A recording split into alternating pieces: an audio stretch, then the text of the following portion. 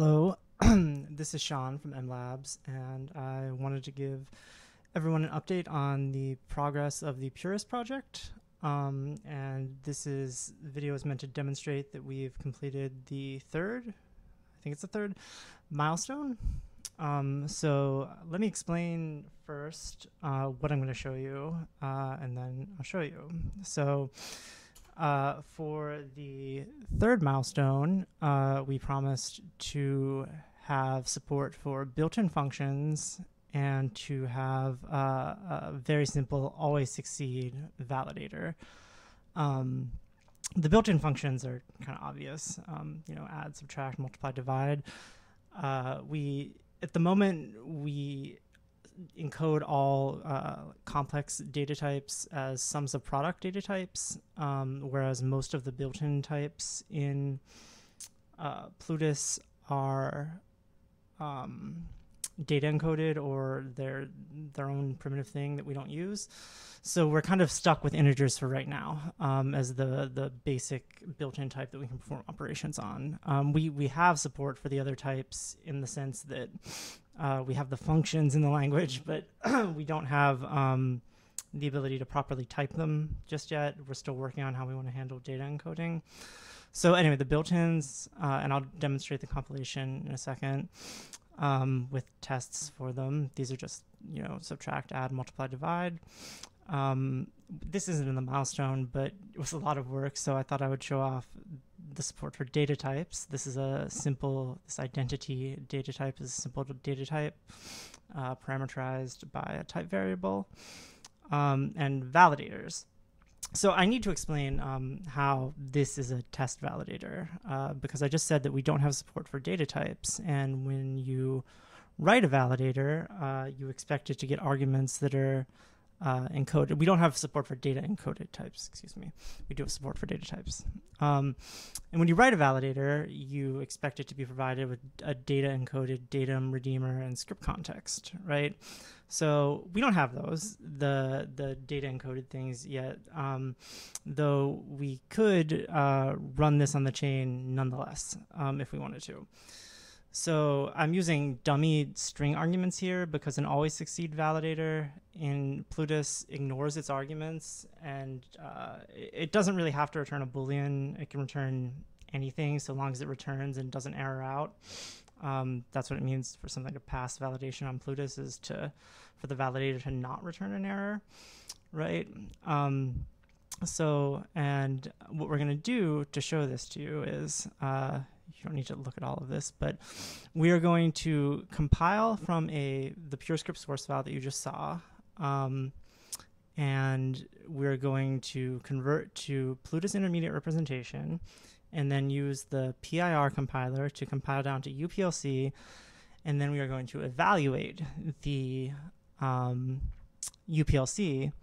And the evaluation function that we use should be the same evaluation function that runs on real Cardano nodes.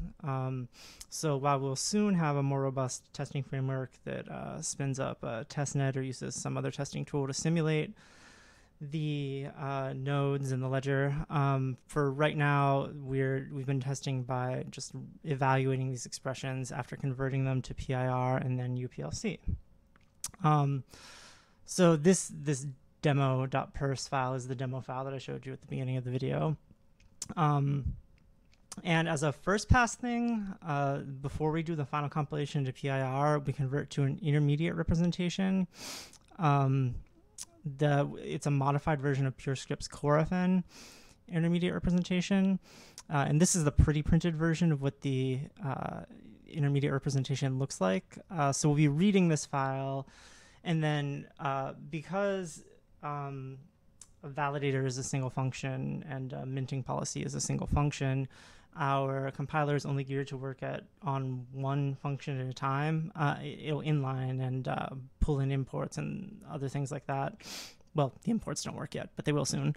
Right, so we are going to read from a CoreFN file, the not pretty printed version of this, which is this.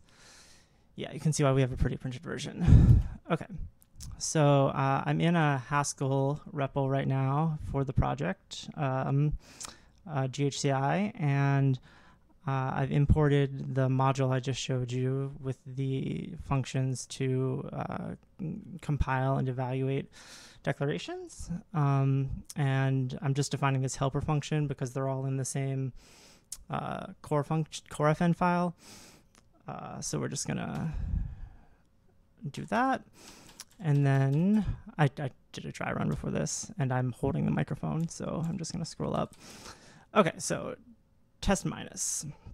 Let me just walk you through what happens here once, because it's quite a lot. So as you can see, if you remember from a minute ago, demo.purus, this is test minus 10 minus 6, and fortunately we did it right and got the right integer.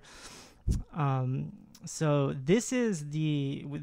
we have a bunch of let bindings for all the data types that are in scope, plus some compiler primitive data types, and this is what this compiles down to in PIR, subtract integer 10.6, and then apparently the PIR to UPLC compiler, this should say UPLC, oops, I messed up that trace. The PIR to UPLC compiler will actually apply arguments and evaluate them if it can, so if there are constants and built-in functions, and so just says program 4, so it's actually already applied this subtract integer function to 10 and then 6, right? And the evaluation result of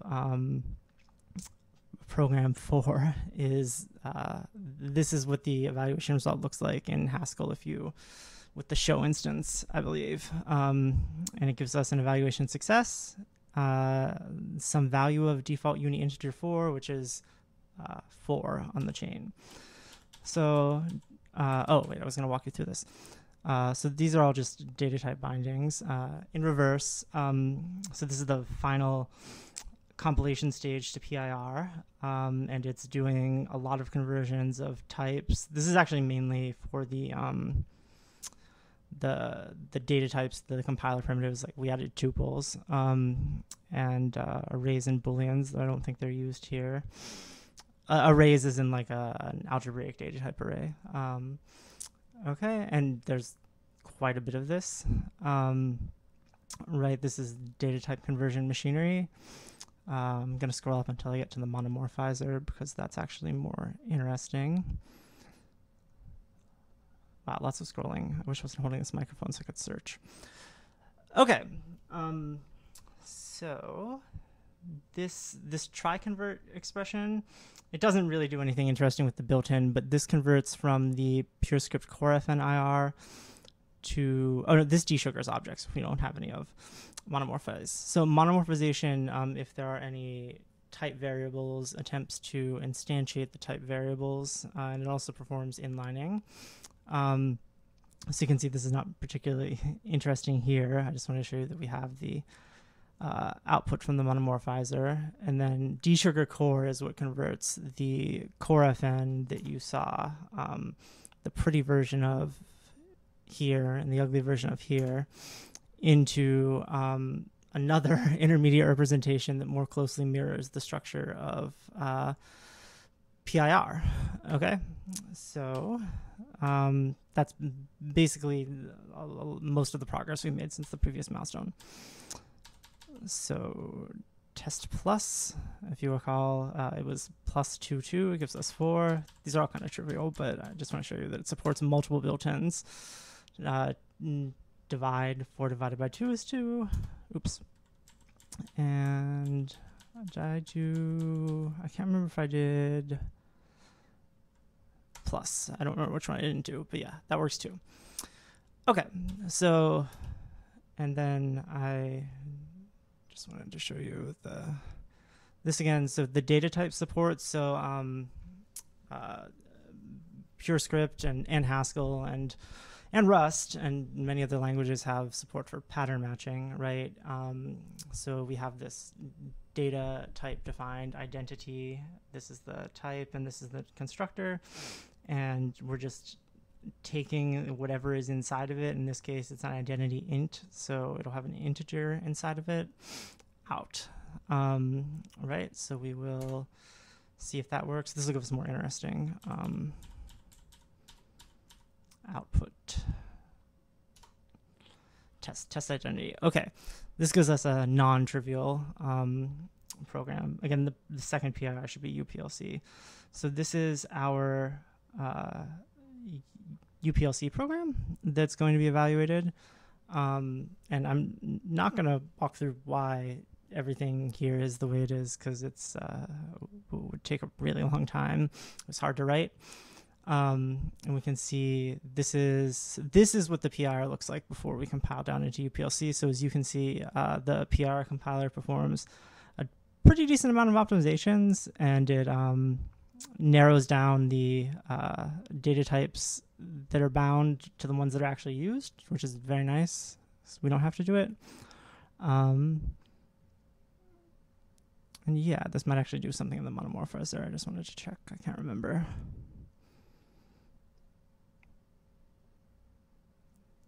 Okay, this is really long. Expression. Oh yeah, no, it doesn't really do anything that interesting in the monomorphizer. But yeah, so it does inlining. Inlining means that we have this test identity function, right? And then we have this unidentity function that we're applying to this argument, which is a literal. And so inlining will replace this variable, or this name, I guess you don't think of it as a variable when you're writing it, with the body of this, the function. So it replaces this unidentity with that. Okay, so we have support for data types, and then let's just look at the test validator applied.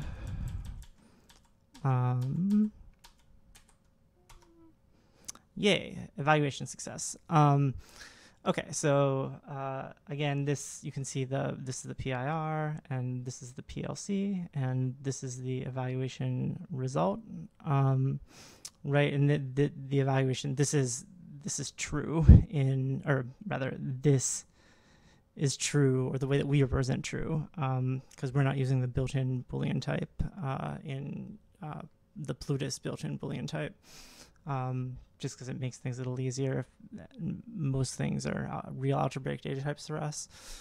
And yeah, you can see lots of final step compilation, which has mainly looks at types. Keeping the type straight is kind of the difficult part of this, because we're compiling a type language to another type language, so we need to translate the types.